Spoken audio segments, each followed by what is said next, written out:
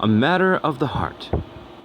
A phrase that most can understand the meaning right away, that the fleshly organ is not the subject but speaks to the core of emotions. Knowing one's heart is often a long journey filled with deception from that which we protect so much. Have you ever been led astray? Pursuing something or someone, and everything your emotions told you should do was in truth not the right course of action. The deceitfulness is widely felt by all, and yet instead of seeing our heart for the deceiver it is, we make excuses for it.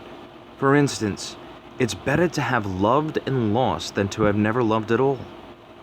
Are there plenty fish in the sea? Or it was a learning curve? Are these excuses for none other than our pride? As it is so tough for us today to admit our frailty and illogical acts that we do based on our emotions. We lie to ourselves in a blind arrogance as if the lie will help us grow in some way, when in truth it keeps us in diapers, holding our messes close to us, but not seen by others. This deception befalls us not just in relationships, but in all matters of the heart. Take the matter of life and death. We all have time ticking away at our fate, and each one of us does not know when that last breath will be. Yet the thought of the moment after that last breath seems for some a twofold event, where the moment can take its time to come. But when it comes, how glorious it will be. And for others it is met with indifference, as no hope for any moment after even reaches a consideration. Why is this for each? For one, hope resides in the continuing of life, and the other for life ceasing. You would think the more obvious choice would be the hope for life to continue, but sadly I feel this is not the case. So where is the heart in this matter? Where do the emotions of the heart fall to perpetual and unceasing indifference for one to obtain more than what is ultimately nothing? Take this man called atheist. An evolutionist and firm believer there is no proof of anything beyond what science can prove. A product of billions of chance evolution to be nothing but a smart primate with no purpose greater than to enjoy life as long as you can, with the only hope that someone will remember you when you die, at which the impact is no different than any other animal. What is it that makes one choose to disregard any notion of worth? But what is worth? What is purpose? What are these things to one who wholeheartedly believes they are a product of chance? A mathematical probability that a man and woman mated as animals do and birthed a kid. Could have been him, it could have been another, but no difference, no matter. This kid is raised, fed, clothed, schooled, and loved, but only because social society deems this to be the way. If he was born somewhere else, it could have been different, it could have been the same. It's no difference, it's no matter, but it's just a matter of chance.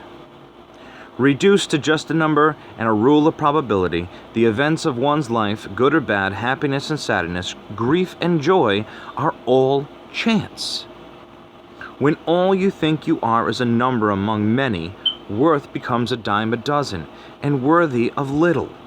No wonder the atheist believes wholeheartedly in this way. They have been made to feel worth less than what they truly are. Question one on this, and they are first to boast of their knowledge, while claiming superior reality to one who has hope. Why? Is it a factor of misery-loving company? But atheists are nice and decent to others, mostly, and seem happy in their reality, so it can't be misery, or is it still? An atheist clings to science because that is where they find evidence of their worth or lack of it. Take Mr. Atheist. From his eyes, there is nothing more, and once you realize this, you can enjoy life, how you want, when you want, and for whatever reason you want. I've heard it stated, I help others not because I'm told to in a book, but because I choose to. I don't need some book to tell me to help others. I can see it's logical to help others in society. So at first glance, this seems so nice and the right. But as God warns, Satan is the father of lies and disguises himself as a beacon of truth. So let's look at this. I help others. This shows the direction in which their aid to others is for. As now they have done this, they may now use this in their declaration, which is more for their own convincing than it is for others. Not because I'm told to in a book. This shows distaste for authority, as their authority is made superior by taking the Bible and reducing it to a self-help book, which makes the Bible believer nothing more than a fool that just needs to be told how and why you should do good. I can see. This shows pride in oneself, claiming that they need no help. This is further explained in It's Logical, a boast of superior thinking by themselves. In society, well, this shows the method for their glory, where status in society, among others, gives them worth. The worth they crave, yet they don't believe they have, according to their belief. Further displaying the desire to be remembered. You see, the atheist, despite lacking a belief in God or an afterlife, still behaves as if there is in some way, for them, something, at least, in the memories of others. So for them, their deeds must be good for the sake of their own sake. Their use of science to prove their reality is to give them peace, knowing that they have been convinced enough to let go of feeling purpose, fate, destiny, and worth, as these are things that the secular world says you must serve your purpose, control your fate, master your destiny, achieve your worth. A relenting, difficult task given by the Lord of this world, and this is in steep contrast to what God says.